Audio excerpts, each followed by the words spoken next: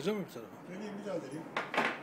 Bir de o öpücüğü versene usta. Yeni yapalım bir tane. Gösterelim ne işe yaradığını. Nerede o? Karşıda var.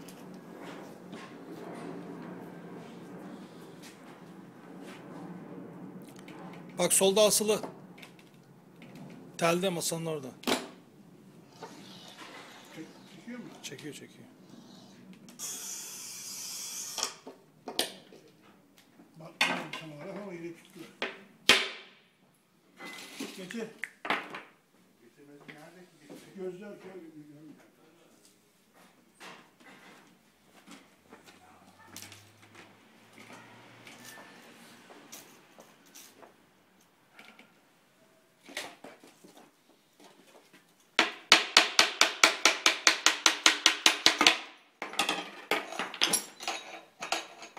Yere düşmeyeceğim.